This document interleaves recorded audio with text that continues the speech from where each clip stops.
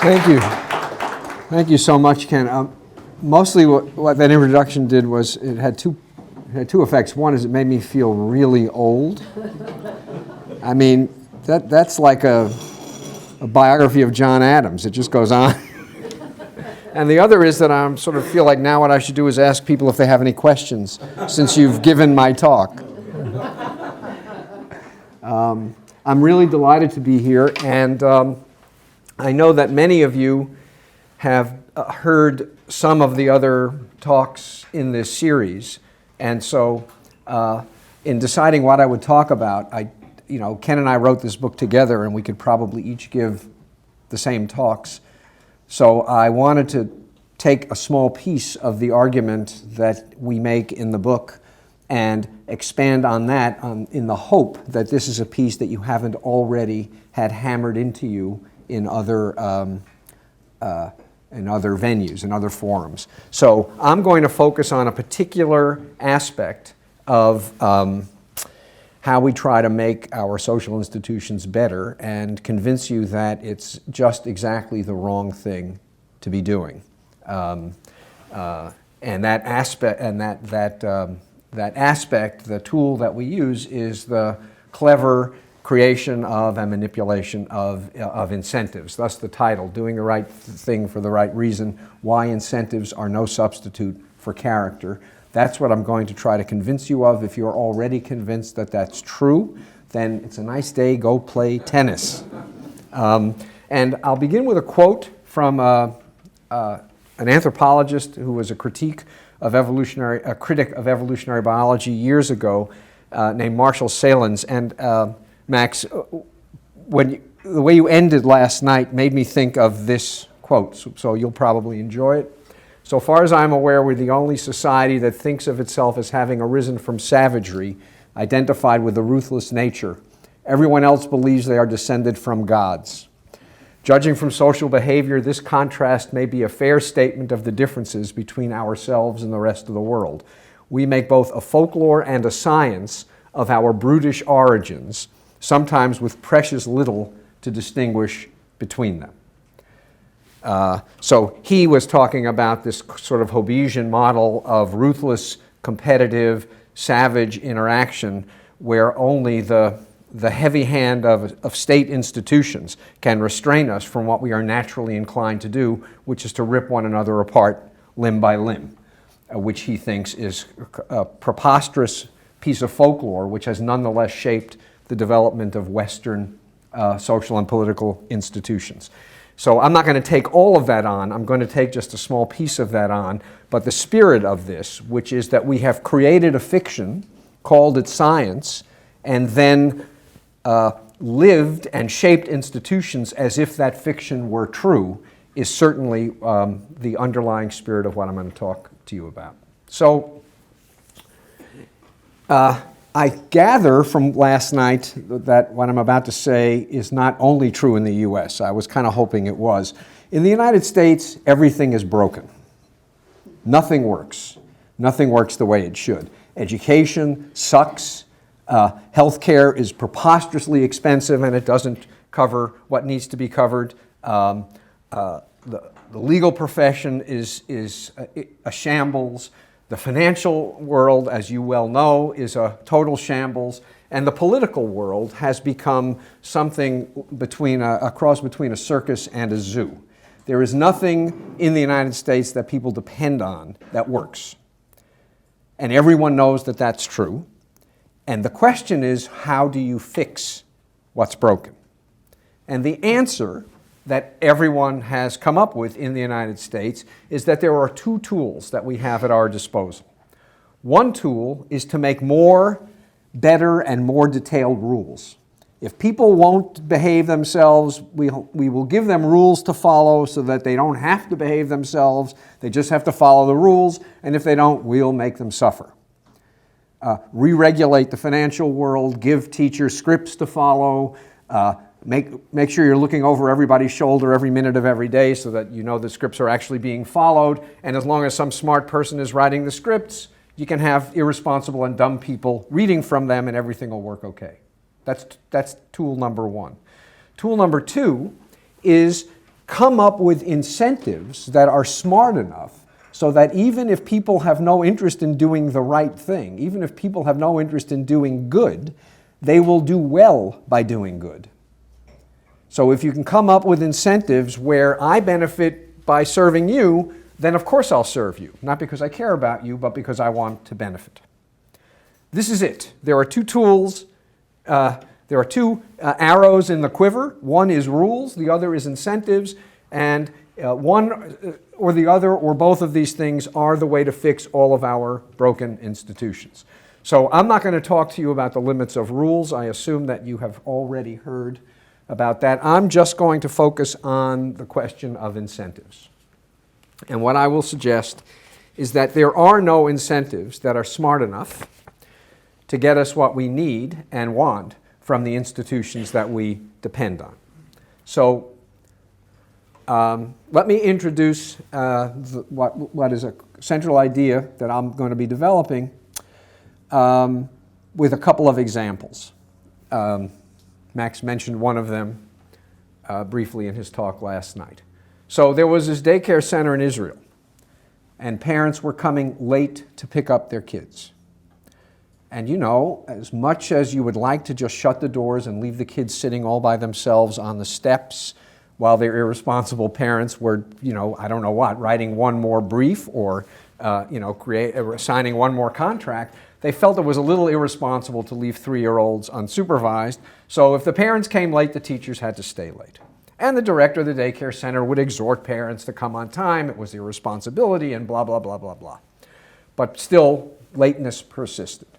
And so, no doubt having studied economics, the director of the daycare center decided that the thing to do was to fine parents for lateness. Not a huge fine, not capital punishment, although that probably would have worked. Roughly the equivalent of a parking ticket.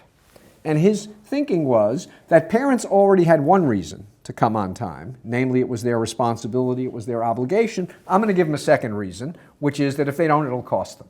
Surely 2 reasons to do something are better than 1. Yes? How could that not be true? So he introduced this system of fines, and as I'm sure you can guess, if you haven't already heard it, lateness increased from 25% to 33%. So the fines continued day after day and week after week, and by the 16th week of this fine regime, lateness was now 40%. So he managed almost to double lateness by imposing a fine for lateness.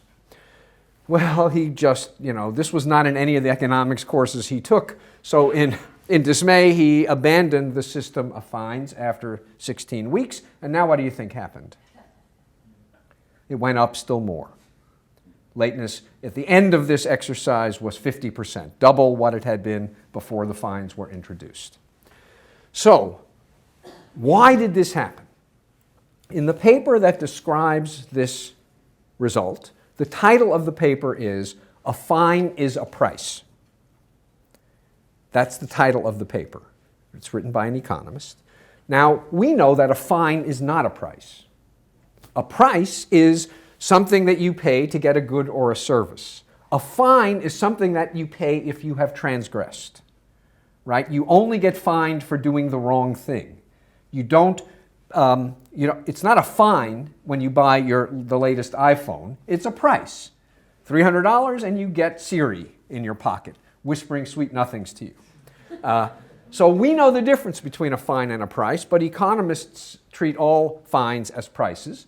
And so the conclusion that the people who did the study came to is that not only is it a price, but it's a price worth paying.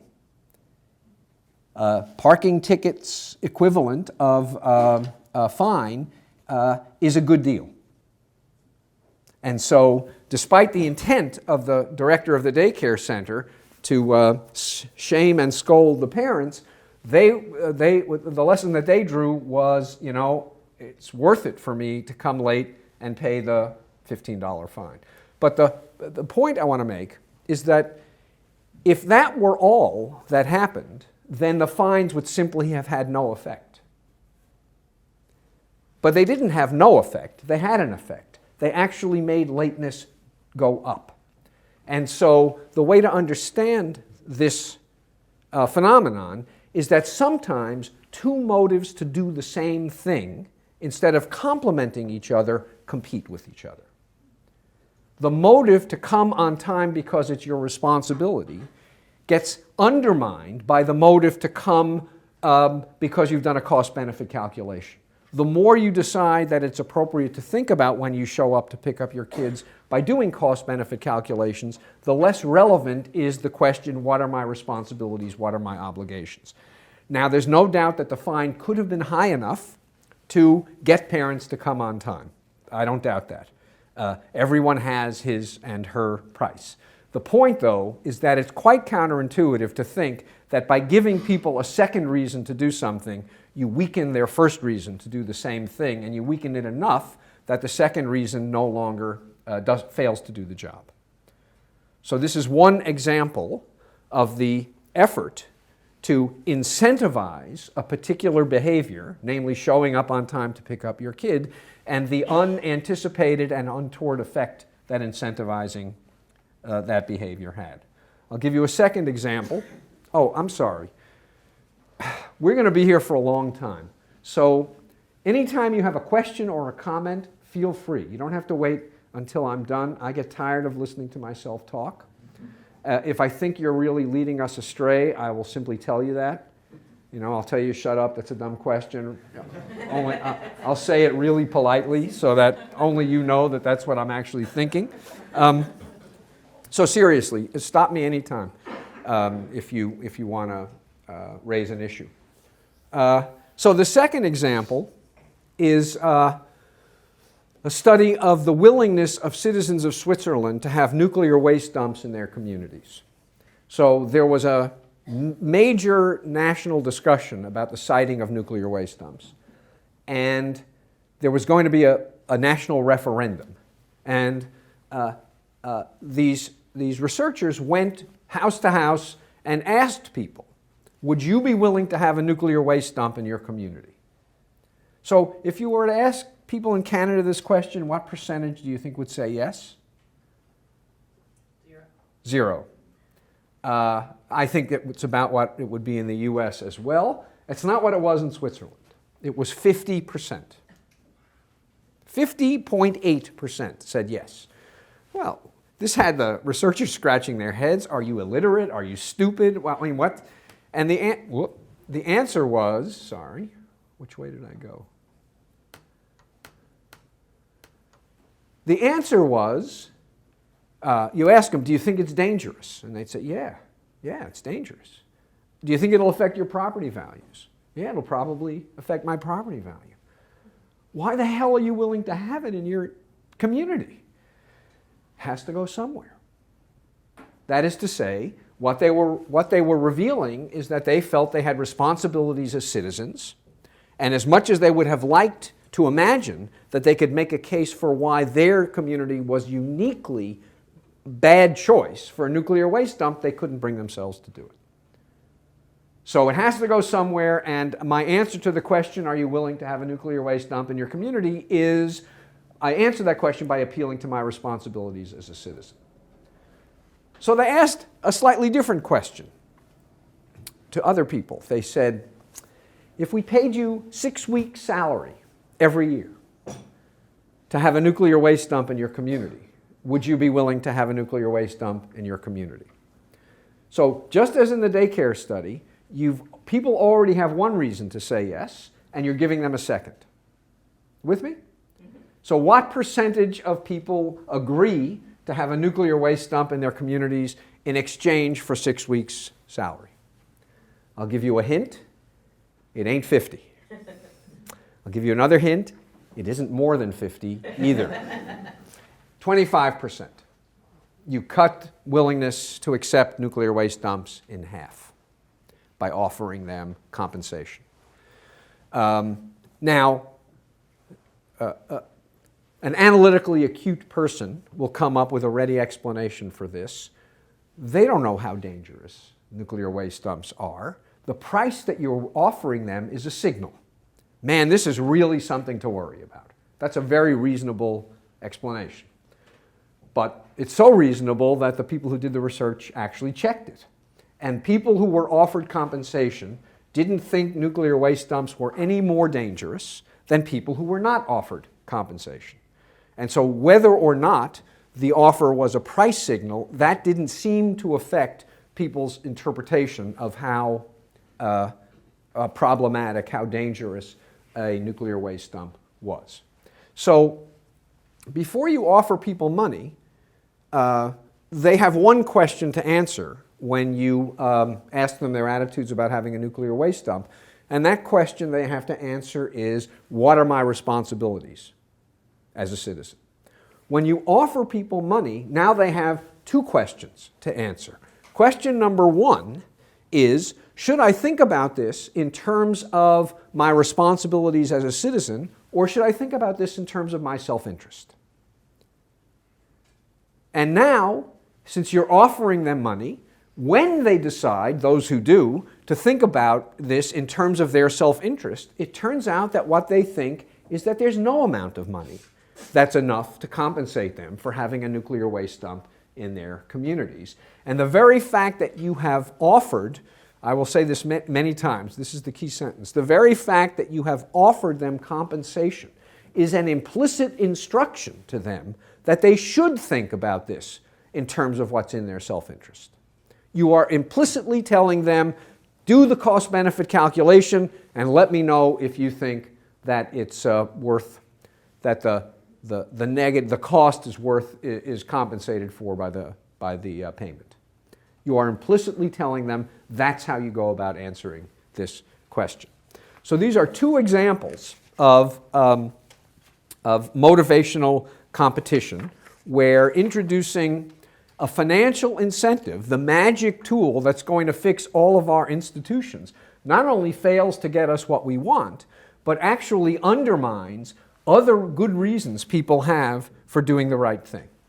So it makes us worse off rather than better off, this clever incentive. And I'm sure you know that what people will say in response to evidence like this is, well, those are dumb incentives. If you had somebody who really knew about how incentives worked, setting this up, you would come up with smart incentives that actually encourage people to do the right thing instead of dumb incentives that discourage them from doing the right thing. Well, this, you will always hear that the problem with a particular incentive is that it wasn't smartly enough engineered, and this is almost always false. There are dumb and dumber ways to organize incentives, but there's no way to organize incentives that's smart enough to get us what we actually want from them, or at least that's what I'm going to try to convince you of. So the point that I want to emphasize, or a point that I want to emphasize, and this comes out of my Skinnerian roots, is that if you have a particular view of human beings, then you aren't introducing incentives, because incentives are always there. And what you're doing is changing incentives. Incentives are the way the world works. Creatures do things for payoffs. They do things for rewards. As Margaret Thatcher famously said, there is no alternative, right? This came to be known in Great Britain as TINA. There is no alternative but turning the market loose and encouraging people to be as selfish as they possibly could in accumulating wealth, which was the way for British society to prosper. If you have a certain view, the view that Marshall Salins tried to capture in the quote that I presented to you at the beginning of the talk, there is no alternative. There are always incentives. Some of them are smarter than others. Some of them are more effective than others. But it's the only game in town. And as long as societies acknowledge that there are different kinds of motives that are energized by different conceptions about how people should live their lives, when you see an incentive system implemented, you can ask, should that be the way we organize this social institution?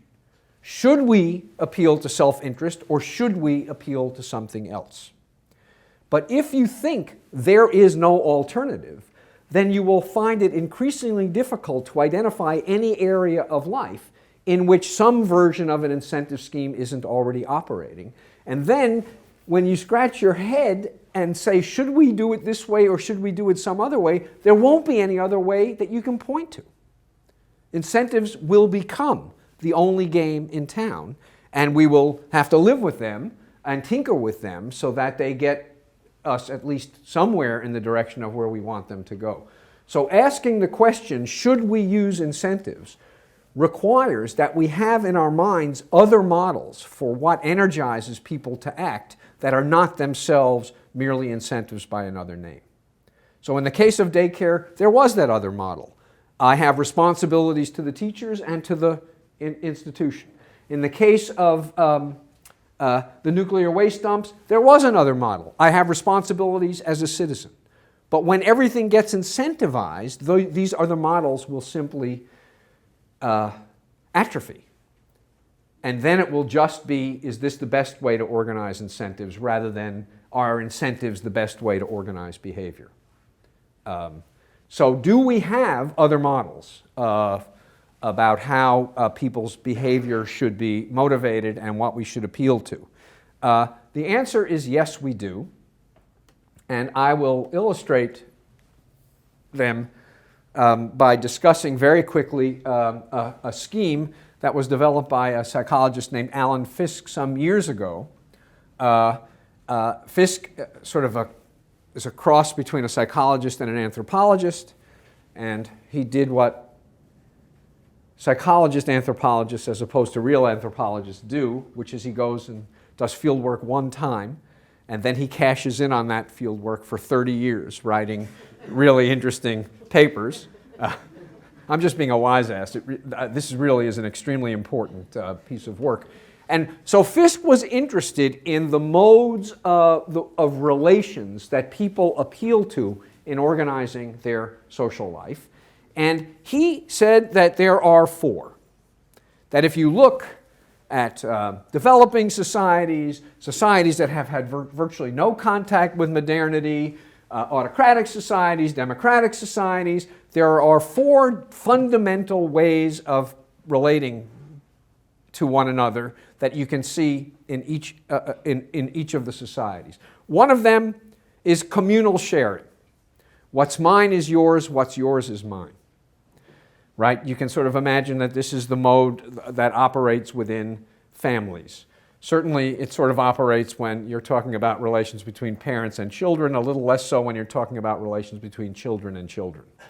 Then it's what's mine is mine and what's yours is mine too.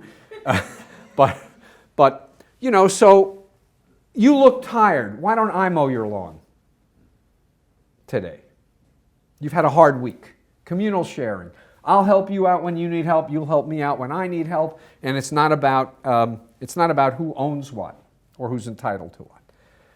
Second is what he calls authority ranking. Some people get to tell other people what to do. Mow the lawn, says the parent to the adolescent. Says the adolescent to the parent. Is this universal? I mean, I don't know what language people speak in Canada. The third is what he calls equality matching, which is a kind of reciprocity. Thank you for mowing my lawn last week. Why don't I mow your lawn this week? You repay a favor with a favor, and typically you repay these favors in kind. You literally return the favor. And the point is that we can easily see each of these kinds of relations dominating our lives in certain areas of our lives. This is the way we interact with friends. This is the way we interact with family members. This is the way we interact, students interact with teachers.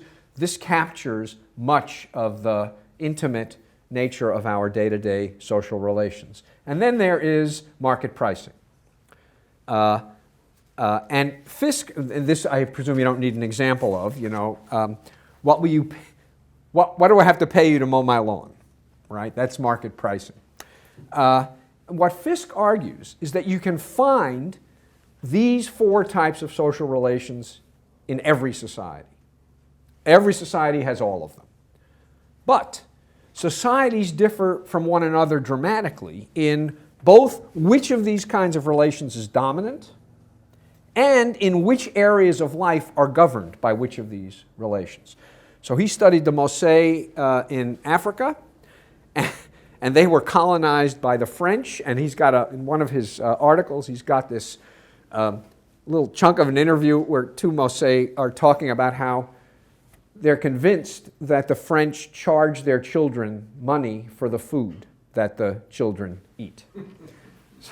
So their view, the Mosai view, is that French were completely dominated by market pricing. It was monolithic. It covered every aspect of our relations with other people, and this was certainly not the way the Mosai operated. Market pricing is meant to govern relations in the market. And in the market, people are not interested in equity.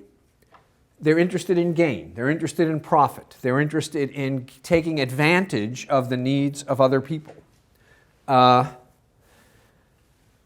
And in market pricing, the principal lubricant of exchange is not trust, it's not authority, it's not reciprocity, it's contract.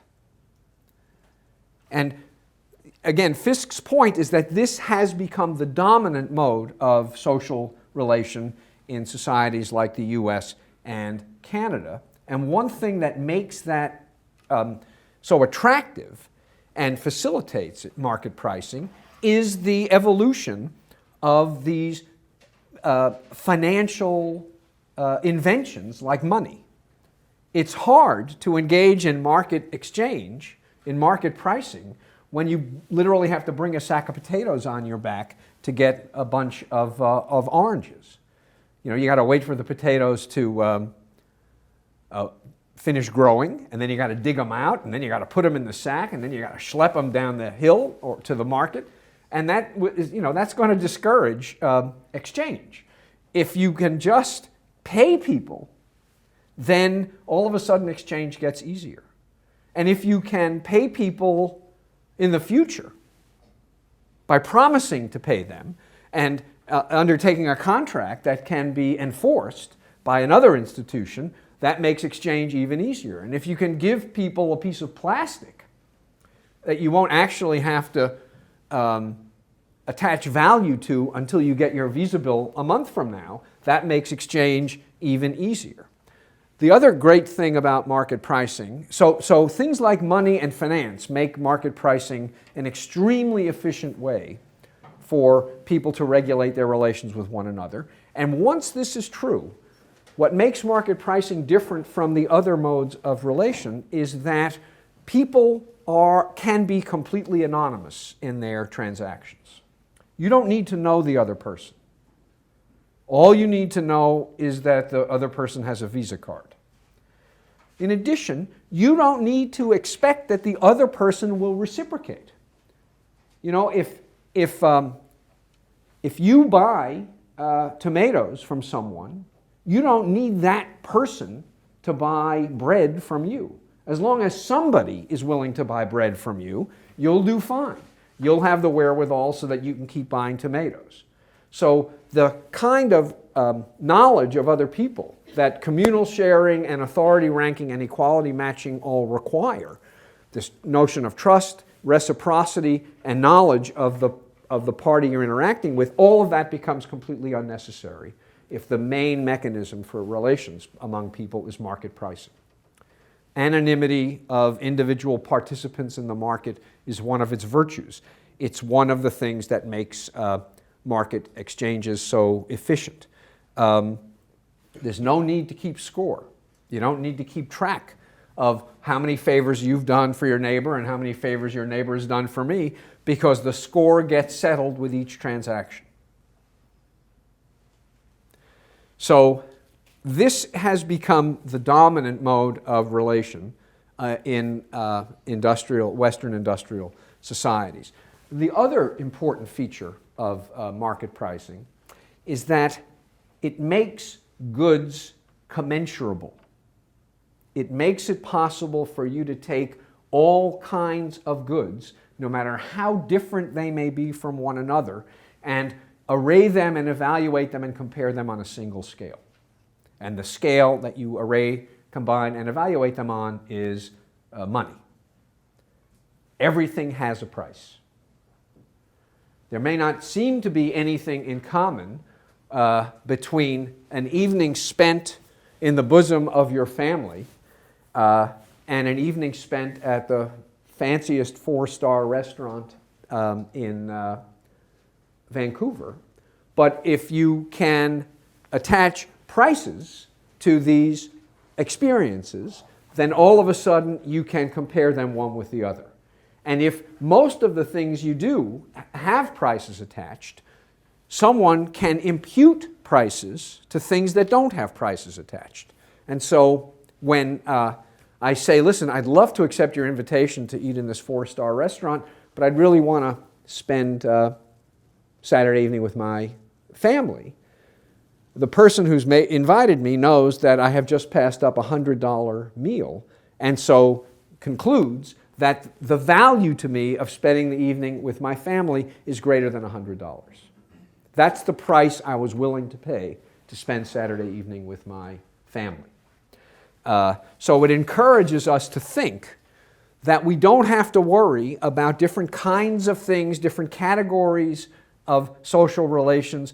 Everything can be compared to everything else by either assigning things a price or inferring prices from the choices that people make. And this has really been a fundamental assumption of, at least of microeconomic theory. Economists talk about things as having, quote, shadow prices, meaning not that they are literally available in the market, but rather that you can infer what they would cost on the market by seeing what people are willing to give up in order to get these things, these goods that don't actually have prices. And, you know, once economists start thinking that everything has a shadow price, well then, if we study economics with them, we start thinking that everything has a shadow price. And I will try to suggest to you later on, if you start thinking about everything as having a price, it changes the way in which you relate to the things that you're now attaching prices to. Fisk also observes that people in different societies think that there are rules that tell you which kinds of relations are governed by which of these four modes of relating. Communal sharing, that's the way you're supposed to act toward the people who live in your little village. Authority ranking, that's the way you're supposed to act when you're dealing with elders, let's say. Equality matching is the way you are supposed to act with your next door neighbor. And market pricing is, let's say, the way you're supposed to act with strangers. Now, people also have a sense that if you use the wrong mode of relating, you've transgressed. But there are different kinds of transgression. So if, for example, you have a nice dinner and you're very well served by the server, and you decide that instead of giving the server a tip, you're going to give her a kiss to tell her how much you appreciate the attention that she lavished on you and your party, well, that's what you would call a faux pas. You know, it's not the right thing to do. It's not a moral violation, but it shows that you're kind of clueless when it comes to the rules of the game in this society. However, if you have a Christmas dinner at your mother's house, and it's a wonderful dinner, and when it's over, you give your mother a tip, that's not a faux pas, that's a moral violation. So Fisk suggests that there's a kind of asymmetry. As you move from the top to the bottom, violations of, by using a more informal set of rules are mistakes. Violations by using a more formal set of rules, like market pricing, are immoral. And when you confront people with these kinds of violations, that's the way they respond. You know, it's funny to kiss the waitress. It's offensive to tip your mother. You might try tipping your mother the next time you have an elegant dinner and see how well that goes down with your mother. So in most Western societies, market pricing has become the dominant mode of relation, and the other ones are restricted pretty much to friends and family. But the important point, Fisk emphasizes this too, and the important point when it comes to the effect that incentives can have, is that the boundaries between these categories are dynamic.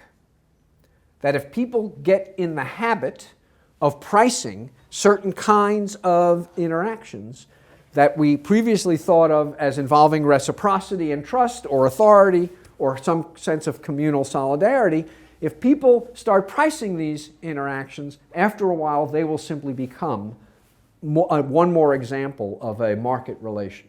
Market relations between friends, market relations between neighbors, market relations between spouses. In the early and heady days of the women's liberation, there were suggestions made by some women that the marriage contract should be literal, not figurative, which meant you cook dinner Monday, Wednesday, and Friday. I cook dinner Tuesday, Thursday, and Saturday.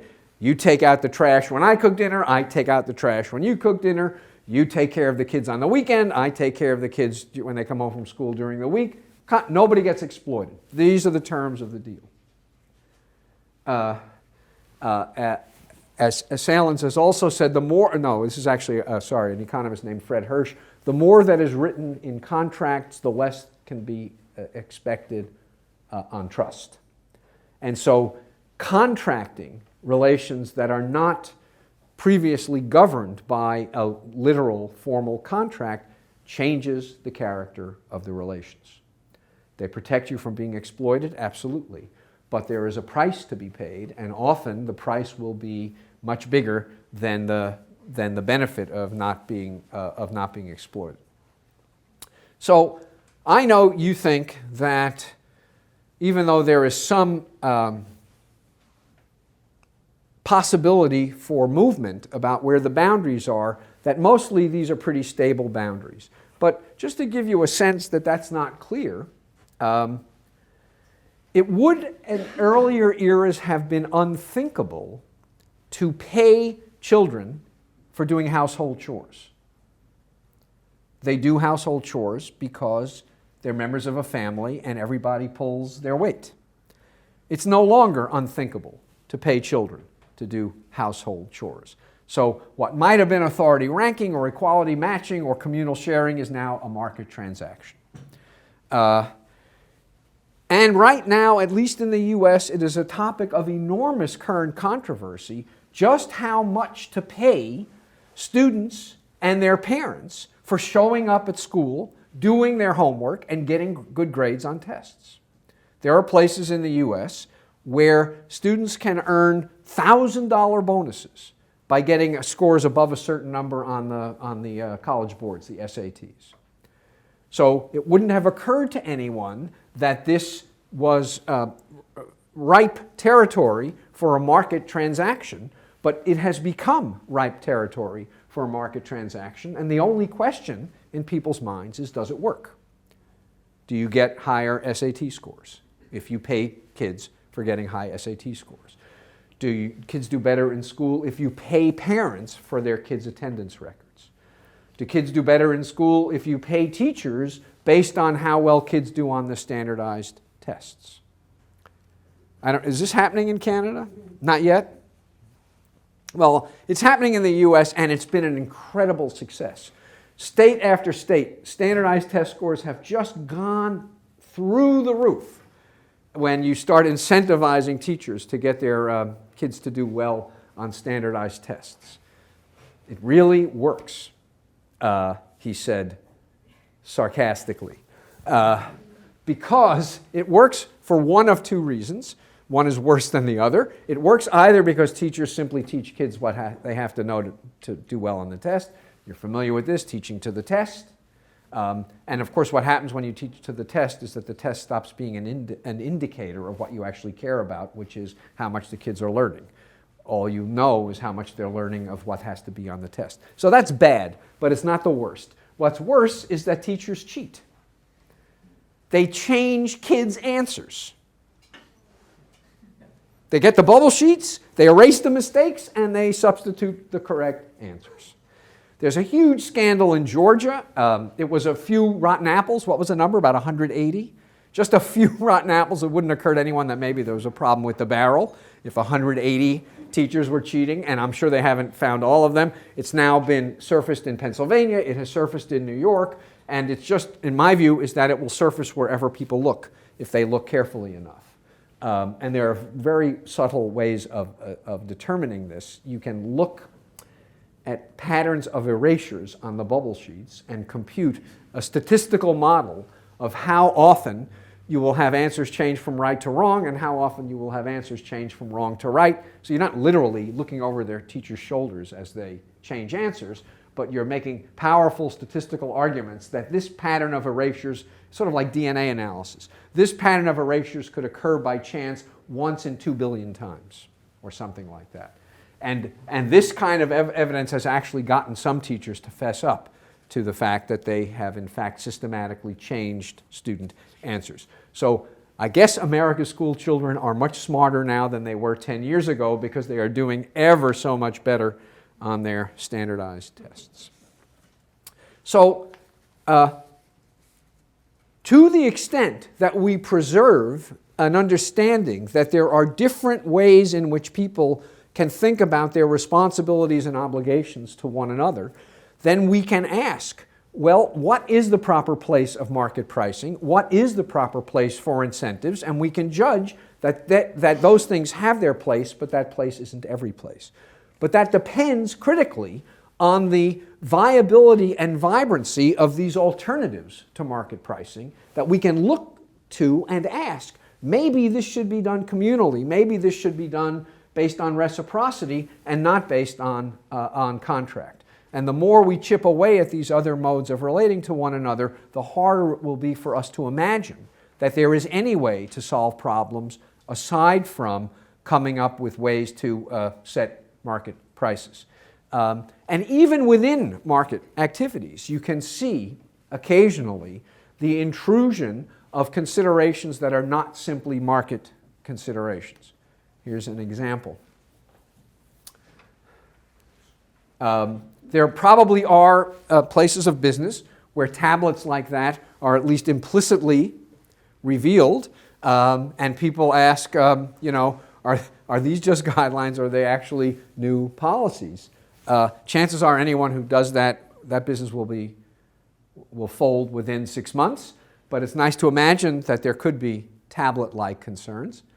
Have you noticed ethics creeping into our deals lately? So you can imagine that even in clear-cut market pricing situations, considerations other than market considerations can affect and modify what people do. But that's only true to the extent that people can appeal to other aspects, to other ways of relating to one another, and ask whether maybe reciprocity, trust, honesty, and so on should be a part of my business. Should be a part of my business and not just a part of the way I relate to my neighbors and my family. I think I have more, yeah. No, sorry, that'll come a little later. I'm sorry, I just can't resist New Yorker cartoons. If we neglect the importance of these modes of relating to one another that are not incentive-based, that are not market-based, then we are threatened with what some people have called economic imperialism. And really it's not really economic imperialism so much as it is market imperialism. It becomes the only game in town. And when it becomes the only game in town, the only question that people can ask themselves is, can we set these incentives up better, rather than, is there another thing we can appeal to aside from incentives? And here are examples of economic imperialism. I'm sorry, is this too low? We expect little loyalty. In return, we offer little security.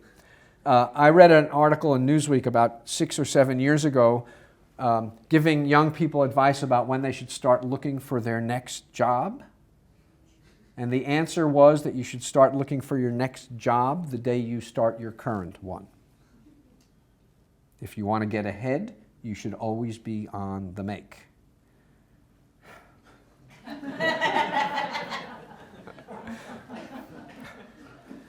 In order to remain competitive in today's marketplace, Bentham, I'm afraid we're going to have to replace you with a sleazeball. I sold my soul for about a tenth of what the damn things are going for now.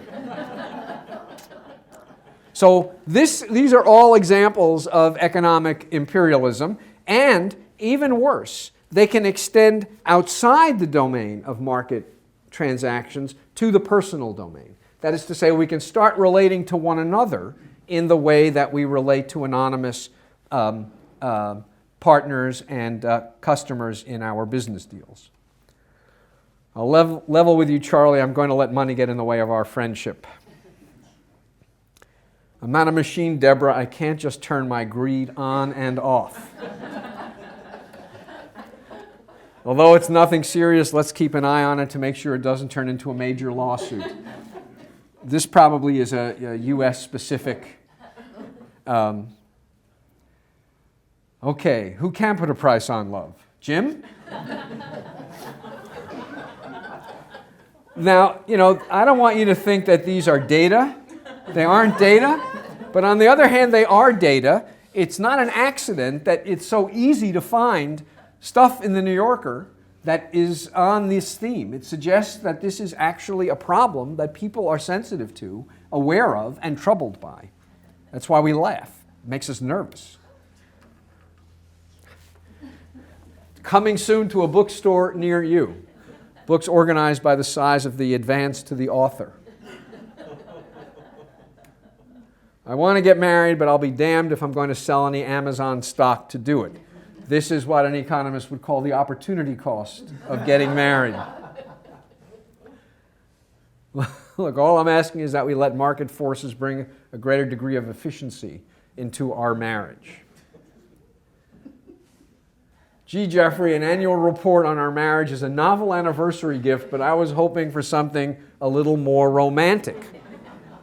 So what all of these cartoons are meant to capture is the spread of market thinking, market relations, to other areas of life that are currently not governed by market relations or not completely governed by market relations. And one argument for that happening is they make these other relations more efficient.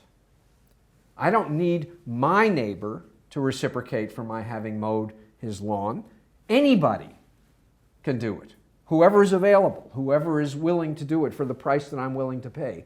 And the result is that when I want my lawn mowed, it's a lot easier for me to get it mowed than if I just have to wait for the neighbor to pay me back for the favor that I did for him. And so once this is the way societies operate, it's very important to start training kids young.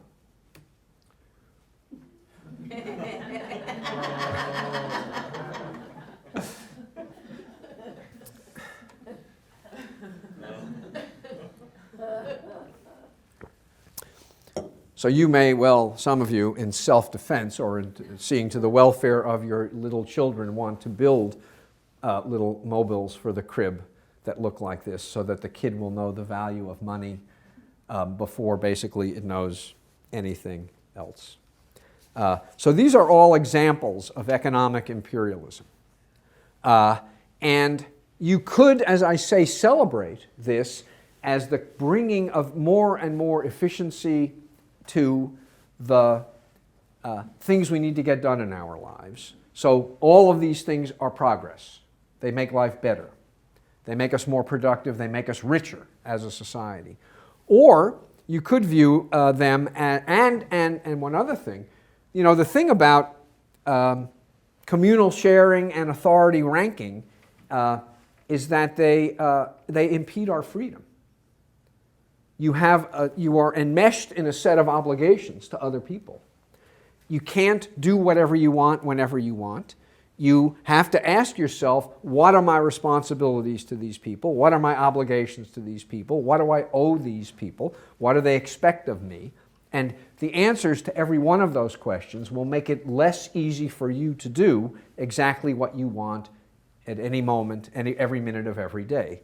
If we cast aside these superstitious, antiquated modes of relating to one another and focus entirely on using the market to lubricate transactions, well, now you are free to do whatever the hell you want pretty much anytime you want to do it, as long as you can find somebody who is willing to assist you in doing this thing for the price that you're willing to pay.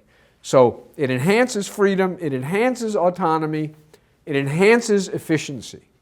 And these are good things, but they are not the only good things.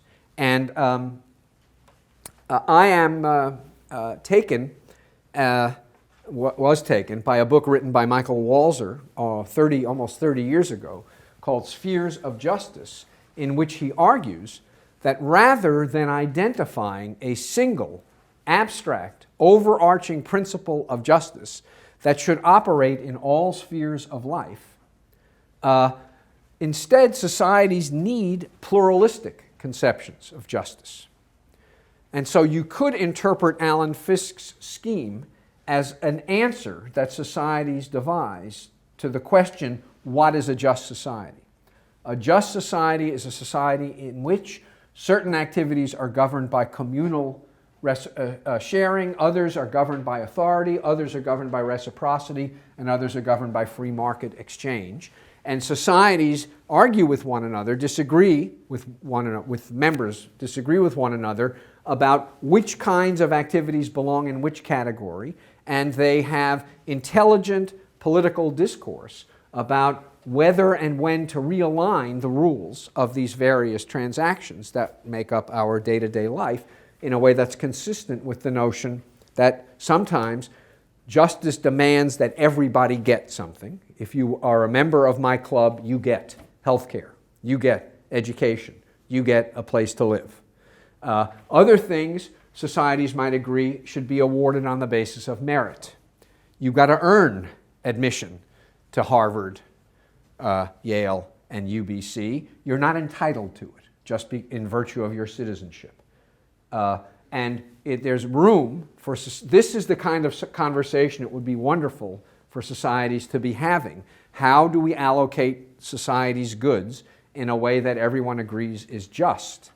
And again, the answers won't be static, they will be dynamic, they will change as our conception of what a well-lived life would look like has changed. But all of them depend on the notion that we understand that incentive, market-based relations are not the only possible relation to govern how people deal with one another in society.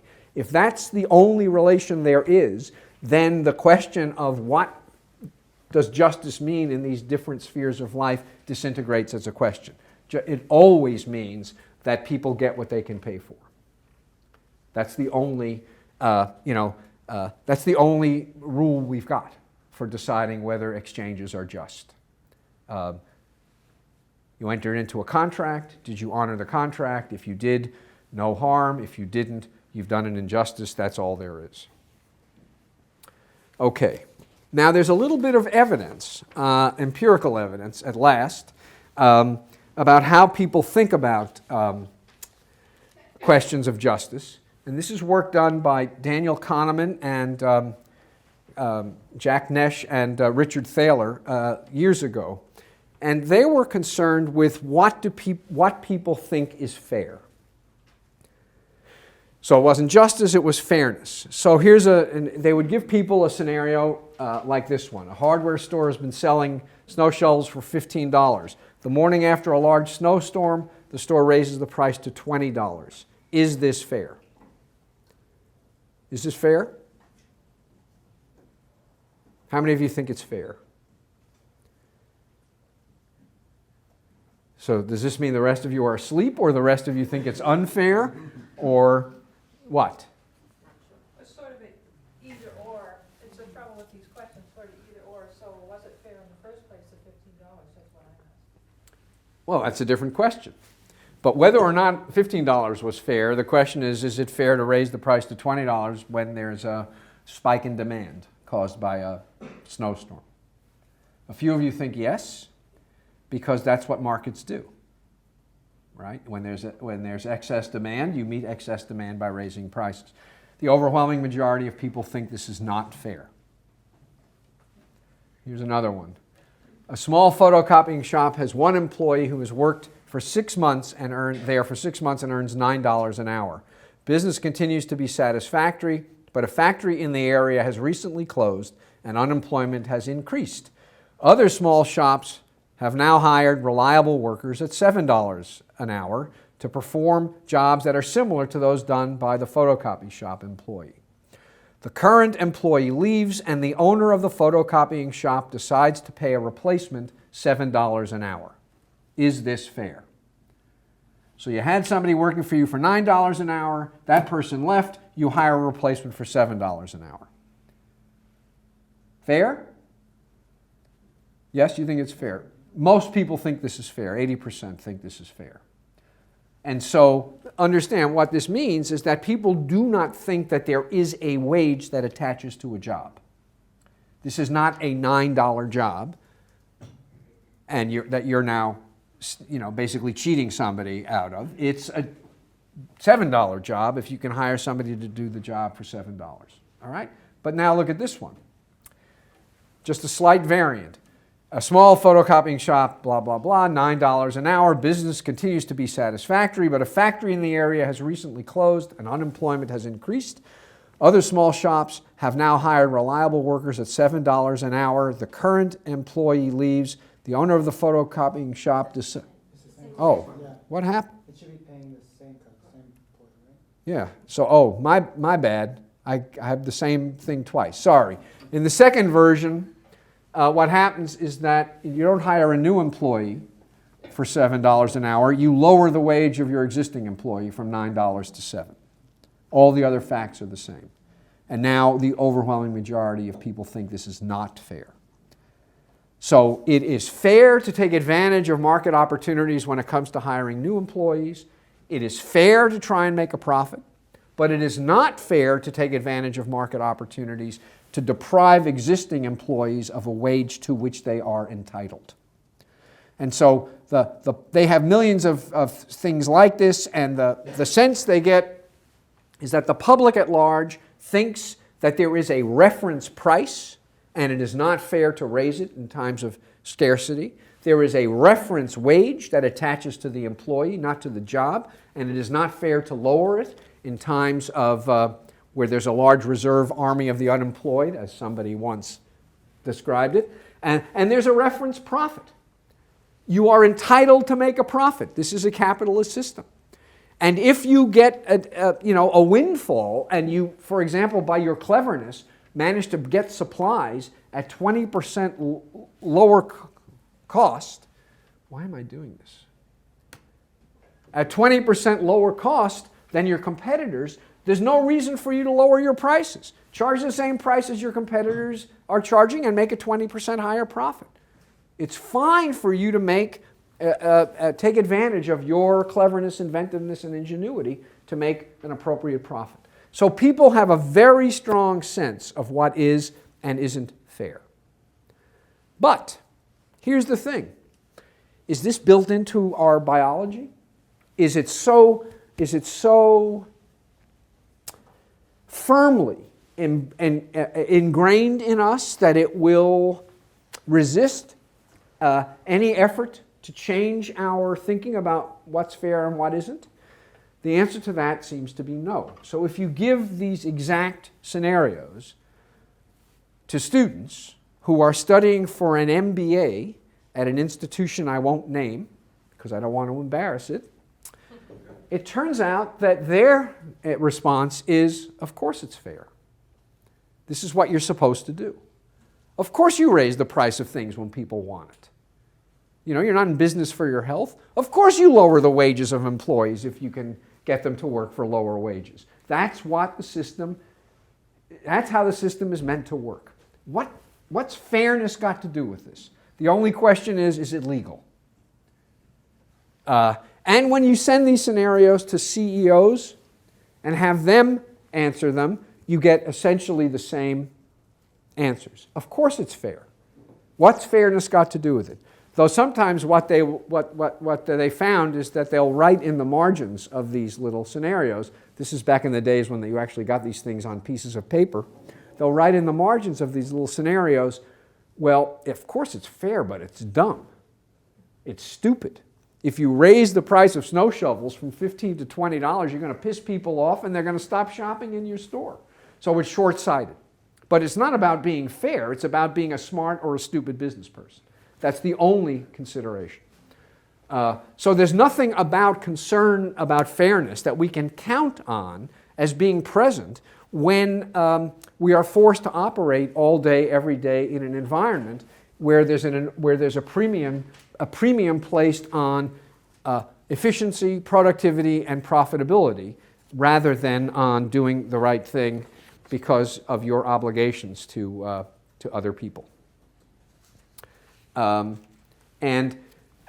What that suggests to me is that we do need to worry that we can't simply assume, take it for granted, that we can always appeal to people to ask, to evaluate the situations they're in and the decisions they have to make by asking themselves, is this the right thing to do or not?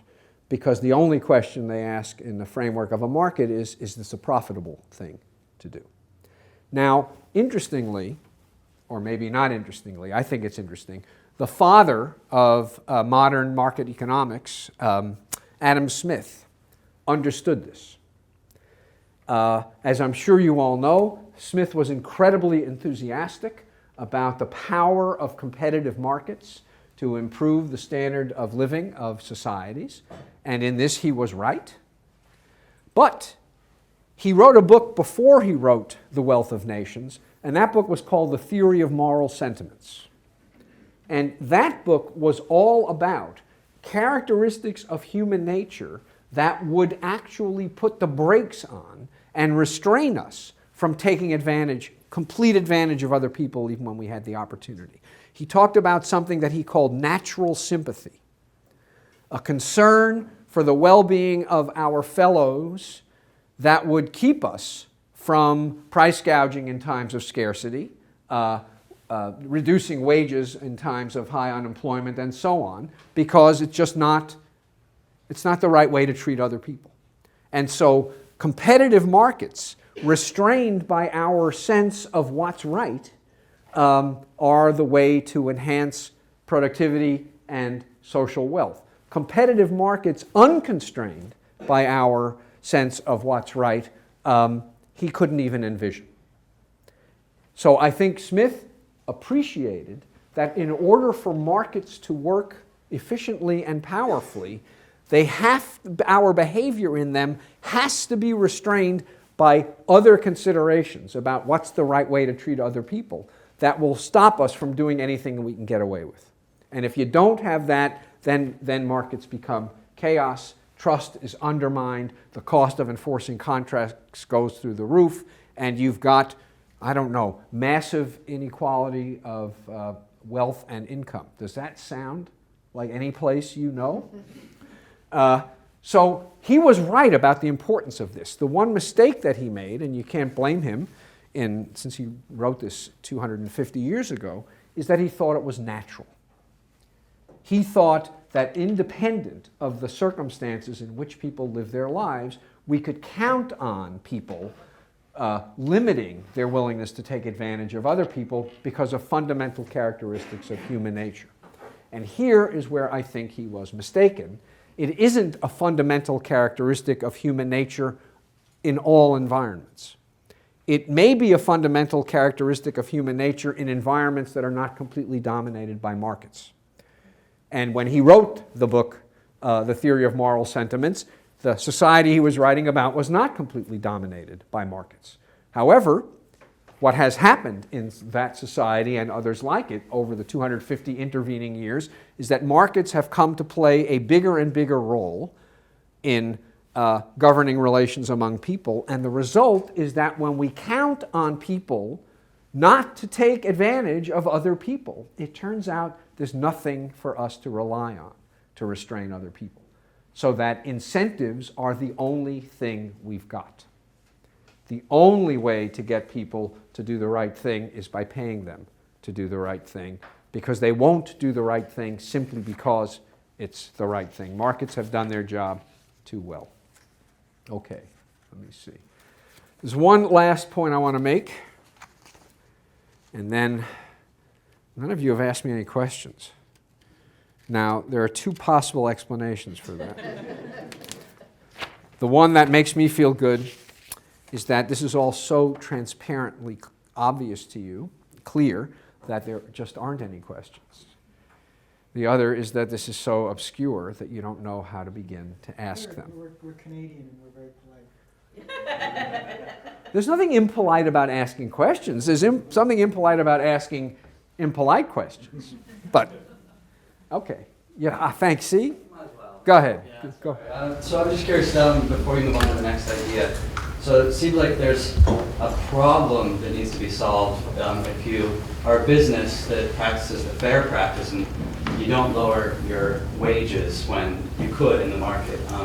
Because it seems like if businesses that do that are always going to be vulnerable to being outcompeted by the businesses that decide to do the unfair practice. It's not an argument for being unfair, it's just a structural problem where they could be continually vulnerable to the presence of unfair businesses out Well, I think that's right. I think that businesses businesses do not make decisions like that in a vacuum. They're asking what's the competition going to be doing. And there's a price, often, there may be a price that you pay for doing for treating your employees well. The counter argument is that there is now evidence, in economics it's called efficiency wage theory, there's now evidence that when you treat employees well, they do better work.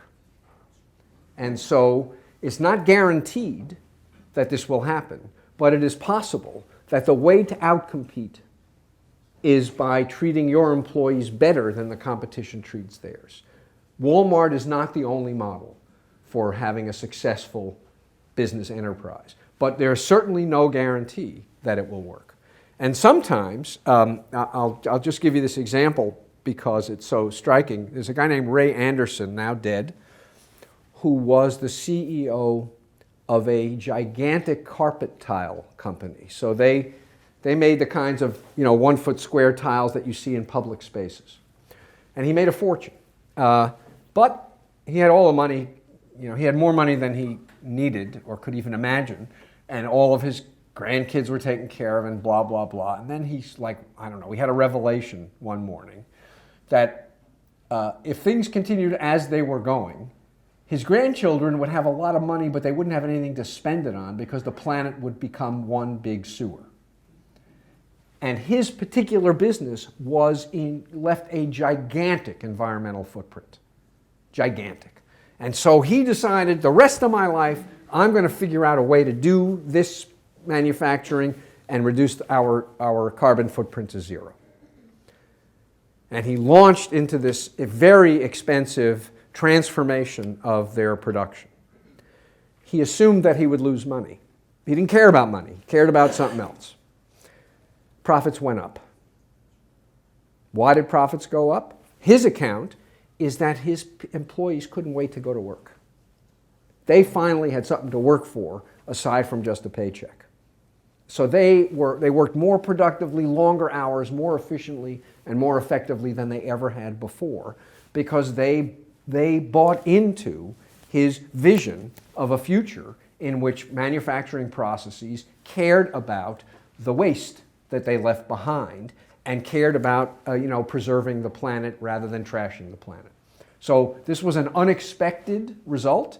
He was in a position where if he lost money, he'd lose money, but it turned out he didn't. So it involves taking risks often to treat the people who work with you in what you regard as the right way and hope that they will reward the enterprise by doing better work defined in any of a number of different ways than they otherwise would. And if you lose that gamble, then you're right. You're almost certainly vulnerable to failing. It's much harder, let me say, to take that risk when you are a publicly held company. Because when you're a privately held company, it's nobody's business but yours and your partners. When you're a publicly held company, you got to answer to all these shareholders. They're not interested in how good the company is going to be in 20 years. They're interested in how good the company is going to be in 6 months. And that really and may end up tying the hands of people who want to be innovative in introducing sort of moral considerations to their business, but feel like their shareholders won't stand for it. So go private, and then you can kind of do whatever you want. This is very counterintuitive. It took me, I still can't believe that I just said that sentence, since what we like about public companies is that they are, quote, accountable to somebody, whereas private companies are not accountable to anybody. The trouble, though, is that in a world where everyone is engaged in market pricing calculations, the people the public companies are accountable to are only interested in one thing, and that is maximizing shareholder value. And as long as that's true, it doesn't help that these companies are publicly accountable, because they're accountable for the wrong by the wrong standards. I'm wondering how much your argument is specific to economic incentives rather than incentives more generally. Status incentives, opportunity incentives. Right. Teachers get recognised, the parents lose their place in the daycare. Right. So that's a great question, and the answer is that we don't know the answer. So I don't think there's a distinction made in psychology between, quote, intrinsic and extrinsic motivation. And people think they know what it means when they hear that, but they don't know what it means because the people who use it don't know what it means. Does it mean intrinsic to the person, or does it mean intrinsic to the activity? Right? Are you intrinsically motivated to play chess? You love playing chess? Or what are the payoffs to playing chess built into the activity of playing chess? Brilliant moves, winning games, and stuff like that. And so money certainly is like the banner example of extrinsic, because the money bears no intrinsic relation either to the person or to the task. You're getting paid for making carpet tile, you could be getting paid for cooking eggs in a diner, you could be getting paid for selling stocks. It doesn't matter what you're doing. There's no built-in connection between the reward, the financial compensation, and the activity. Now, what about status and recognition? Well, here it's a lot more complicated, because I think that the right answer to the question is that for some people, the status and recognition are merely feedback that they are actually succeeding at achieving the goals that are built into the activity. How do I know I'm doing a good job as a scientist? Well, they gave me an award. So it must be that I'm doing a good job. I don't do it for the awards. I do it to further truth. But I need to know how am I doing, and this is a way of telling me how am I doing. Other people, what starts to happen is that they start working for the recognition rather than for the intrinsic goods of the activity. And then, as long as if the recognition is not perfectly calibrated to achieving those goods, things start to miscarry.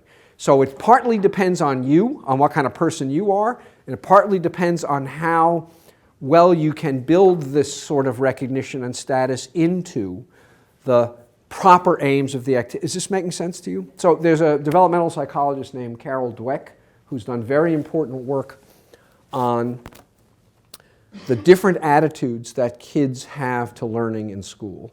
She focused, I think, on 7, 8-year-old kids, right? So some kids, she said, are interested in approval.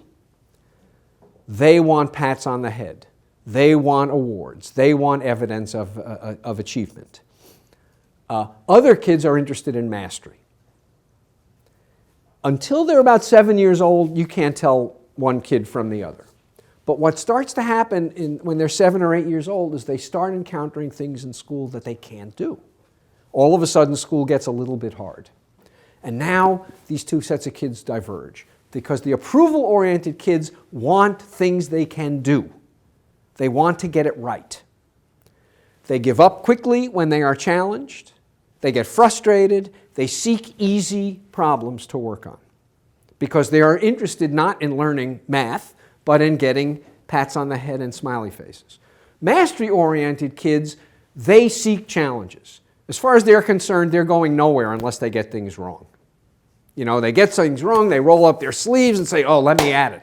Here's a chance for me to learn. And so you start to see a dramatic divergence in achievement between these two sets of kids who look identical until the work starts getting hard enough that it's possible to fail. So you have one set of kids motivated by characteristics of the task that are intrinsic to the task, and another set of kids motivated by characteristics that are extrinsic to the task, you know, approval from their teacher or your parents, and this starts to have real consequences for, just let me finish, for how much they learn. So now the question is, what makes these two sets of kids so different from each other? And her account, which I think is plausible and actually leads into the final part of my talk, is achievement-oriented kids have what she calls an entity theory of intelligence. Intelligence is a fixed quantity. However much you're born with is how much you have. You can't get smarter. Mastery-oriented kids have what she calls an incremental theory of intelligence. You can get smarter. If you think you can't get smarter, why subject yourself to failure and humiliation? If you think you can get smarter, why not take advantage of the opportunity to get smarter? So if you think, as a lot of people do, that we are simply stuck with however much intelligence we're born with, then you are inclined to treat feedback as the point. The point is to get approval and not to get information that you're going in the right direction or the wrong direction. If you think intelligence is something that can be cultivated and enhanced, then you're likely to treat feedback as information and not as approval. Is this making sense to you? So I think with money it's easy to make the case that I'm making. With other things it's much, much more difficult, and I think nuanced manipulations of these other ways of recognizing achievement can make all the difference between whether you derail people or you keep them actually on track to get better and better at what they're doing. Now, I didn't want to suggest that it's easy to get this stuff right. What I do believe is that you'll never get it right unless you appreciate how complicated it is and how important it is to figure out what getting it right even means. So when you are rewarding kids for doing well on their college boards and stuff like that, this is the stuff I just talked about is a subtlety that is completely lost on people who are setting educational policies at every school district in the United States right now. There's no chance that they can get it right if they don't even think about this stuff. They may still not get it right when they do think about it because it's not easy to get it right, but they'll definitely not get it right if they think these are non-issues. So that's a very complicated answer to a very good question. Yeah, I was hoping to, as a philosophy student, challenge your sketch of Smith really quickly. Yeah. So you said that Smith's problem was that he thought that the moral sentiments were a natural thing, and that this doesn't take, and that he didn't see the variation from situation and context. And I was reading through moral sentiments just last month, and I think that he actually takes that very much into account. So he says two things that are particularly relevant. So one is that he thought that those in the lower classes were more inclined to develop moral sentiment and to be honest and hardworking of necessity, and that those in the wealthier classes, for instance, would become fawning and deferential, and they give false hope to those in power and sort of. He thought that it was very much dependent on where you were in society, how moral would be, and how responsive to moral sentiment to be. Mm-hmm. The other thing that he says is that, in terms of the natural idea, is that those societies that he didn't think it was natural and that it was born in a very strong sense, but that society thought would fall apart if we deviated largely. Right. No, I think that's right. You know, this is, and I appreciate your correction. It's less about what he meant by natural. He called them natural sentiments, and I think my interpretation is not that he meant that it was as it were, handed down from Mount Sinai, but rather that it was essentially a fixed characteristic of a society that was itself largely fixed by class structure and commitment to various religious values. So I think he would have had a hard time imagining societies like modern secular societies. And if he could imagine such societies, he might still talk about the theory of moral sentiments, but he would probably not regard them as natural. So they depend on existing social arrangements and social expectations that may well change, that may not be uniform within a society and may even change. But the pace of change is glacial.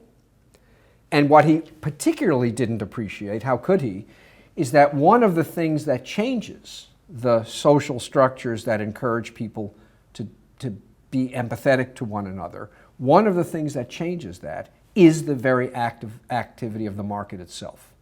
He couldn't possibly have anticipated what would happen if whole societies organized themselves around the man's natural propensity to truck and barter.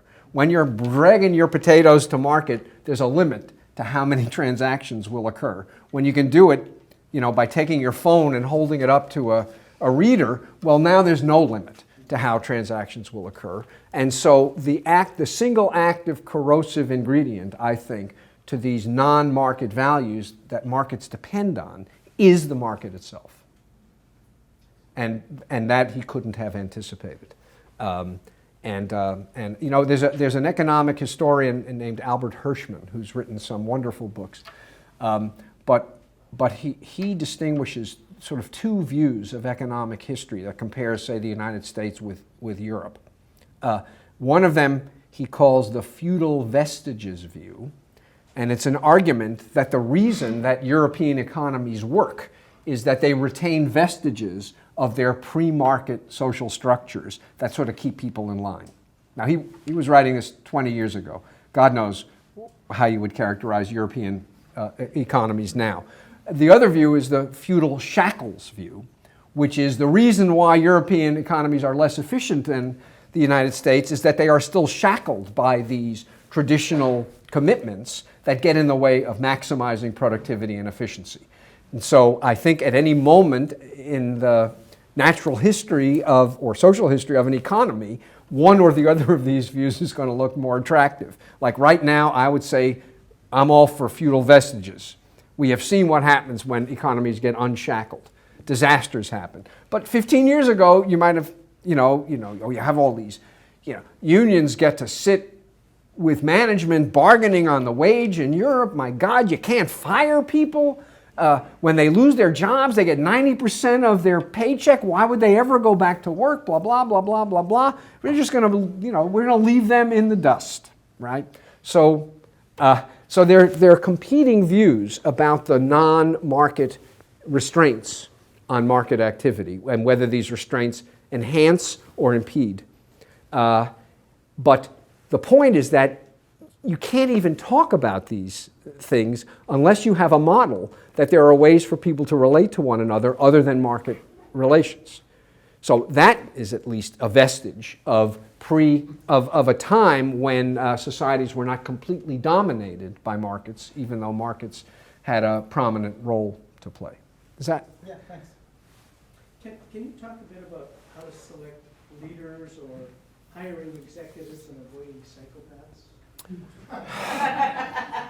Why would you think I knew how to do that? I will tell you a couple of things. It's not really particularly germane to the main theme of my talk. The value of the CEO is grossly overestimated. The successful CEOs are most of the time successful for one reason. You know what that reason is? They have good people under it. No, luck. Jim Collins wrote a book called Good to Great, or one of these books about the That's case studies of 20 spectacular companies led by 20 spectacular CEOs. And somebody did some research on how those companies were doing a decade after that book came out. 5 of them were bankrupt.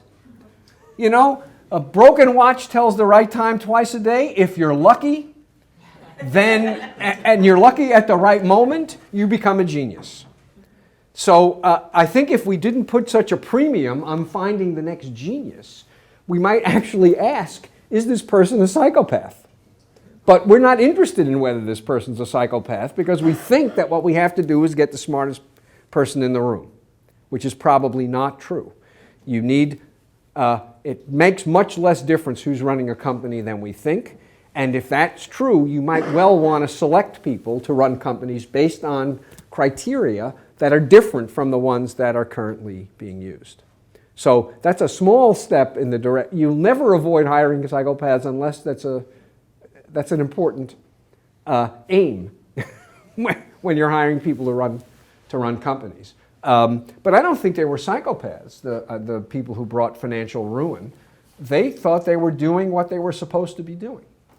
In fact, to anticipate something I was going to say in my conclusion, when Barack Obama was elected but had not yet taken office, he had a press conference, and at the press conference he said, can you quote this for me, Ken, or do I have to actually find it? He said, we have to ask, I can't find it, the bankers have to ask not just is it profitable, but is it right? Now, what do you think that means to a banker? I'm serious. What does it mean to an investment banker? Is it right?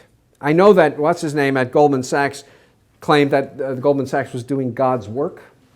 But I think even he was embarrassed to have said that. So literally, what does it mean to ask yourself, is it right? In the framework of modern investment banking, I think it means only, is it profitable? There is no other sense of right. And you rely on law, regulation, to stop you from doing what's wrong. If it's legal, it's right. It may be stupid, it may be smart, but right and legal are 2 words for the same thing. So there, what I think, and Ken and I write about this in a chapter of the book, is that what has happened in banking is that it's lost its way. Which is not to say that bankers ever did it as acts of charity. They wanted to make a good living, but they wanted to make a good living by being bankers who served communities. The people they gave loans to had kids who went to school with their kids. So they had a stake in the welfare and the well-being of their clients and customers. That is no longer true. So they were not in it for their health, but their aim was to be good bankers and not simply wealthy bankers. And the same thing is true with doctors. Doctors have aspirations to be good at practicing medicine, and they have a pretty good idea about what that means. So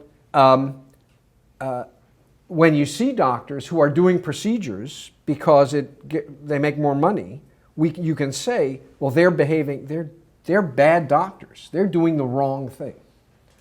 And there are standards of medical practice that make it clear that we can be confident in saying they're doing the wrong thing. That's not what medicine is for. They shouldn't be responding to incentives to do more and more procedures. They should be asking what cures disease and relieves suffering. That's what it means to be a doctor. And I think bankers had a sense that it meant something to be a banker aside from merely maximizing return on investment, and that is not true anymore. And if it is true in your bank, chances are pretty good that you will not survive in competition with other banks who don't worry so much about what it means to be a good banker. Yeah? Well, you go, because you've had your hand up longer. Sorry. I'll go next. Implicit or explicit in your examples, things like people at this business school or these CEOs, is that what's making these people care so much about money or to the avoidance of communal sharing and all these other motivations is something about the environment.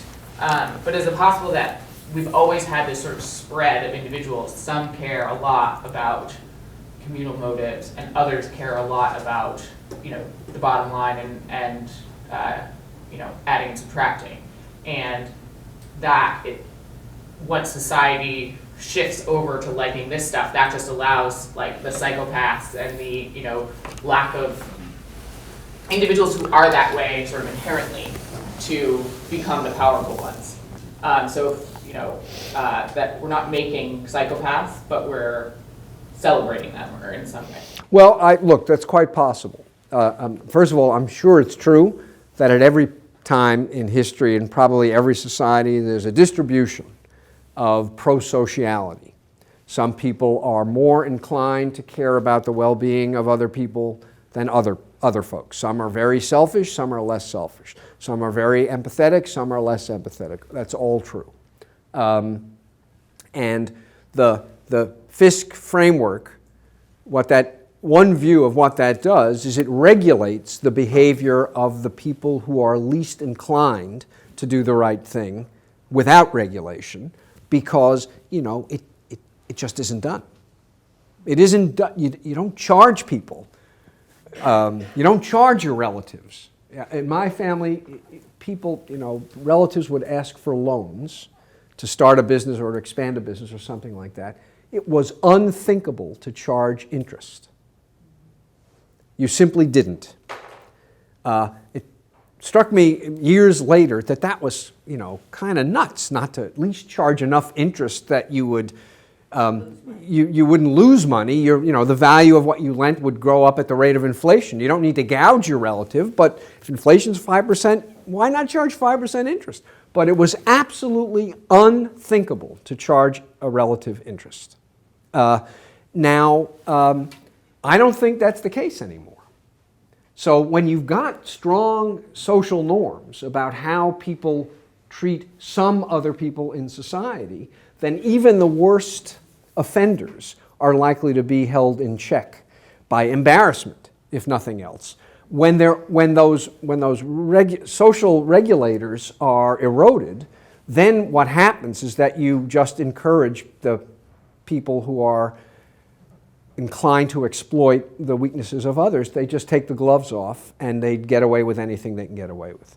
So, and since they're competing with other people in the same line of work, the other people who are less inclined to take every advantage of every opportunity are likely to fail in the competition. So that you can imagine people who are more on the pro-social end of things can't succeed or won't succeed in competition, so that eventually what does it mean to say, is it right, it will literally be an incomprehensible question, because the only people left doing that activity are the people you're describing as more selfish, more willing to exploit, and so on. And is it right will be a meaningless question. Let's take the hypothetical that maybe we're just doing the pricing wrong and over the wrong time scale. So you gave examples of how the businessmen wrote in the margins. Of course, you can charge the higher price, but it's stupid, Right. Because people will stop going to your business. Of course, you gave examples of how you pay your employees maybe more than you have to given your competition, but they feel so good about the company they work harder. The Dalai Lama says that if you want to be happy, practice compassion. In other words, you don't need to practice compassion because you're selfless. Mm-hmm. If you're selfish, it's really in your Yep. self-interest Yep. to be caring. So maybe we're just not pricing the right way or over the right time frame. For example, the banks that were doing such garbage, if the government hadn't bailed them out, what they had done was to lose the ability of people to pay them enough money to keep them in business. They would have gone out of business. So while in the short term it looks great to do it, if you have a longer view of the business, it actually turns out not to be in your self-interest. Well, look, I think that's right, that if we have the right time scale, and if we have the right time scale, we will discover Well, let me say this a slightly different way. This new field of psychology called positive psychology, which is all about what makes people get satisfaction out of their lives. The evidence strongly suggests that, rich is better than poor, but it's not much better. It's a little better. On the other hand, firmly enmeshed in relationships with other people, that's a lot better than being alone. And engaged in work that you find meaningful, challenging, and rewarding is much better than engaged in work that doesn't have these characteristics. So from what we now know about what makes people happy, what the Dalai Lama said is true. If you care about the well-being of other people, it will make you happier yourself. So you can do it for selfish reasons, and society ends up better off, and you end up better off. And similarly, you don't go gravitate to the highest paying job. You gravitate to the job that's going to be, in one way or another, significant. Make the world a better place, make somebody's life better, something like that. And you do it for completely selfish reasons, absolutely. The problem is that or at least what I would suggest, is that it's not just that people are myopic. It's that social structures force people to be myopic, because you can't afford to take the long view in an environment in which all the premiums come to people who succeed in the short term. This is when I made this comment about the problem with publicly held companies. If you own your company, you can do whatever the hell you want. But if your shareholders own your company, you can't. So when Google went public, great.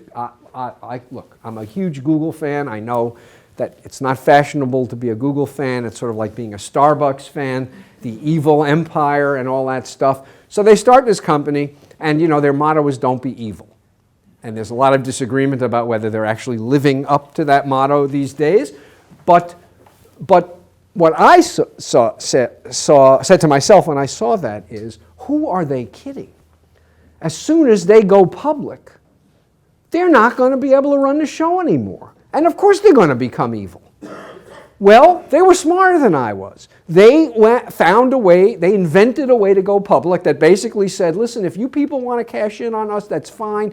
Don't think you're going to have anything to tell us about how we run our business. And people were so eager to get little pieces of Google that they bought the shares. And I gather that Facebook, we'll see. I mean, I think Facebook is basically useless, but Facebook may, at least Zuckerberg is making the similar kinds of noises that you want to jump on the bandwagon and get rich, that's fine, but I'm running the company. And I'm committed to creating a world society where everybody knows everybody and everything is open and revolutions can get started right with your cell phone. So fine, we'll see. I think Google has already had to make compromises because there's this giant, the market has this giant appetite. And what matters is not how well you're doing. What matters is how well you're doing in comparison to how well you did last year. You read that they made $40 billion in profits. I'm making the number up, some huge amount. And people are, not so good, because last year they made $38 billion. They hardly grew at all. And I'm not sure that even if the founders can resist the pressure, it's not clear that the people who succeed them will either have the will to resist the pressure or the wherewithal to resist the pressure, which I think is relentless. So I'm not sure that it simply is myopia on the part of individuals. I think we are forced to be myopic by the financial structures mostly financial structures within which we live our lives. So that's why I'm not as optimistic as you might be, that if we just listen to the Dalai Lama, these problems would take care of themselves. Am I making sense? Yeah. So I think you're right, but I'm not optimistic that that's the way that reforming individuals' conception of how to live their lives is going to get us where we need to be. Maybe take a question, and then we should probably get you to give your conclusions. Oh, all right. It doesn't matter. I mean, these are great questions. I'm not wedded to, and I'll come back tomorrow and finish it. just as a matter of disclosure, I was a party to implementing market-based pricing in a number of business units. And the dilemma that always came up across is that it was apparent that if you tried to structure the business and its incentives around the other modes that you talked about, people did perform better. And performance declined if you went to a market pricing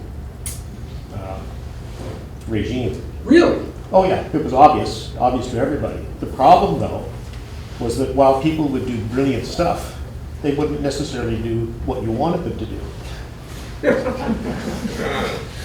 So particularly in a business where you have to change a product line or address a new market, where you have to make some sort of change, if you adopted those sort of loftier types of incentive, they would simply say, no, it's not the right thing to do, I'm not going to do it, it's stupid. If you went to market pricing, you'd say, here's the deal, we're doing this, we're not doing that. If you don't want to do that, send me your letter. Your resignation. Yeah. No, okay. And that's sort of a third dimension that I think is in there, is that, yeah, you've got good performance, bad performance, you've got no rules, but the two are linked. Well, first of all, let me say I think that's right. And what I didn't say that I should have is that none of the stuff that concerns me would be an issue if incentives didn't work. Incentives work. They change the character of behavior. If they didn't, then none of the stuff I've been talking about would be a problem. Fining parents for coming late to daycare wouldn't be a problem if incentives didn't work. It's just that they don't always do the things we want them to do when they, quote, work. So the fact that they work means that it's the natural thing to turn to when you are trying to get the people who work in your company to do something different than what they're inclined to do. You know, there's the easy way and there's the hard way. The easy way is to create incentives where they basically have no alternative but to do what you think they should do. The hard way is to convince them that your vision of what the company should be doing should be their vision of what the company should be doing. That takes more work. You got to have conversations with people. You have to trust that these conversations will succeed in getting them to adopt your vision because your arguments are so compelling. And if you put in the effort, based on what you just said to me, the result will be better because they'll be more productive. If you win them over, they will end up doing much better work than they will do if you do it the easy way, which is to create positive incentives on doing it your way and very negative incentives on not doing it your way. And I think people lack the patience, and sometimes the scale of an organization is too big for you to basically go from cubicle to cubicle telling everybody, listen, this is, let's be on the same, this is the page we're now on and here's why. But I don't think that the incentives achieve a result that you couldn't achieve in some other way if you had the patience to try to achieve it in a Well, fair enough. I guess sometimes the time constraint is that. That's absolutely fair. With technology advancing, if you want to spend the year getting everybody through the cultural change, well, it's too late. But you see that what's so seductive about incentives is that it seems it's quick. You don't need to be nearly as thoughtful about it, and it works. It's like automatic. It's like physics. You know, you create an incentive, and you know what's going to happen. So Sears, some years ago, Sears incentivized its automobile repair business. It incentivized its mechanics. They would get a cut of every part and service they sold to customers. You know, you don't need to exhort them now. Listen, we need to be more productive here. You have to really scrutinize these people's cars and make sure that they get all the services that they need. You know, we're not in this business for our health. All you have to do is give them 5%. And then the magic of incentives takes over. And it worked. It did. But here's the problem. It turns out that they were also interested in doing it the easy way. So they sold parts and services that cars didn't need. And the result was a multi-million dollar settlement that Sears paid for all of its automotive customers who were getting things fixed that weren't broken. So there is, what I'm trying to emphasize is that if you think you can design an incentive system that will not be vulnerable to that, you're kidding yourself. Every incentive system will be vulnerable for people finding a way to honor the letter but not the spirit with which the incentive system was introduced. Changing kids' answers on standardized tests is not any different from selling customers automotive services that they don't need, and you can't stop. If people are not doing the right thing for the right reason, you can be certain that they will eventually stop doing the right thing. And it's just a question of when and how closely you can monitor them to stop the train wreck from fully happening. At least that's my sense. So it does take more time to do it the right way, but it's more likely to produce a result the result that you want to produce. I want to evoke your point in the book about the importance of how a problem or a situation is framed. Because it seems like you described a situation where a lot of institutions are relying overmuch on incentives to the point where they're eroding moral motivation. Now, one way of framing that is the people who are creating those incentives don't see that connection. And if we explain very carefully the impact of relying over on incentives, then that will change them. Another narrative is to actually understand very well, and they in fact want to erode moral motivation because it solves other kinds of objectives. So these are just two examples. So I'm kind of wondering what your narrative is of why we have institutions that, in face of evidence of the limitations of incentives, still keep relying on. Well, so let me finish my talk. I don't think there's a simple answer to that question, but the complicated answer that I prefer involves this distinction, this idea that I conjured up a few years ago that I call idea technology, which is that science produces objects like iPhones that we know about that change our lives. It also produces concepts that change our lives, ways of understanding how the world works, more importantly, ways of understanding how we work that change our lives. But there's a big difference between the technology of things and the technology of ideas. And the difference is this: if the things don't work, they disappear.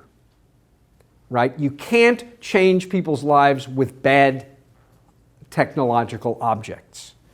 On the other hand, ideas can change people's lives even if they are false. And the reason is that if people think the ideas are true and they reshape institutions in a way that's consistent with those ideas, then the ideas become true. Is this making sense? So I think that the reason I think the answer to your terrific question is complicated is that it's possible that people are deliberately using incentives because they want to get the moral stuff out, because they can't control the moral stuff, they can't control the incentives, and what they want is to be able to completely control the behavior of the people who work for them. So, this is the great Taylorist idea that if you create an assembly line where no skill is required and no motivation is required, except for the motivation I supply by incentivizing high performance, then I'm in complete control of production. I don't care whether the people who come to work for me are on board with the project or not. It's the only way they can make a living is if they do the work that I demand of them, and I have complete control.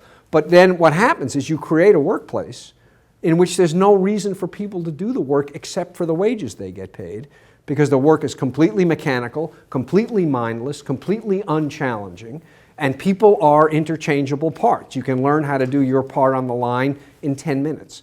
So you've now created an environment in which the only reason people work is for the pay. Is that because it's the way people are? No, it's because you've started out assuming it's the way people are, and then you've created a world in which people have no alternative but to be that way. I think when it comes to the Dweck intelligence, there was a very important book had a big impact some years ago, published, called The Bell Curve. It was all about how intelligence is genetically determined, which basically meant that you were stuck with however much intelligence you have. Well, so suppose that creates in teachers, parents, and kids the sense that intelligence is a fixed quantity. You're going to create people who avoid challenges, who want approval rather than mastery. Why? Because they've bought into the view that you can't get smarter. Well, what happens if you buy into the view that you can't get smarter? You won't get smarter, because you won't do the things that might make you smarter. That's another example of a false idea. People can't get smarter that becomes true because of the effect that it has on how people practice. And I'll give you one last example, since it comes from UBC, and I wanted to get a little UBC thing in. This is about, women can't do math. Hiss. Women can't do math. Women think women can't do math less and less than used to be, and certainly men think that women can't do math, although they're too less and less than used to be. So here's a study that was done by Steve Heine and a graduate student of his, Ilan Dar Nimrod, about 3 years ago. You have women who take a math GRE chunk, then they take a reading comprehension chunk, and then they take another math GRE chunk. So they do 3 bits of GRE. The manipulation is what the reading comprehension passage is about. And the reading comprehension passage is either about something completely unrelated to math, or it's about how women are less able to do math than men because of their genetic differences, or it's about how women are less able to do math than men because of their different environmental inputs. So they do this reading comprehension, and they answer questions about it, and then they go back and do the second math GRE. And the question is, how do they do on the second math GRE? And the answer is, if they have done the reading comprehension test that says women are genetically unable to do math, they do worse than if they read the reading comprehension GRE that says women are less able to do math than men because of their environmental deprivation from exposure to math. So what you are doing here is creating this is parasitic on another ideology we have, which is that if it involves the genes and the brain, there's nothing you can do about it. And if you embrace that, then you don't try to do anything about it, and it's manifested in how you do on a math test 20 minutes later. So I think a lot of the time what might be the willful decision, as you put it, to exclude moral considerations is not that so much as it is people having bought into a conception of how human beings operate that makes it seem like it's really the only way you can proceed. That's a great place to end. Thank you. Thank you all very much.